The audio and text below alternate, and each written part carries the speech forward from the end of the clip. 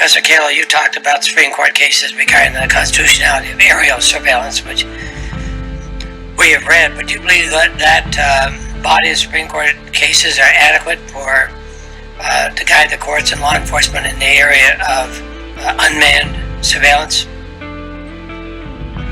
I'm not sure that I even think they're adequate to for purposes of manned surveillance. But with unmanned surveillance, there's an additional danger that as the costs go down, you see more of it. And so no, I'm not sure that they're adequate. I think they need to be updated.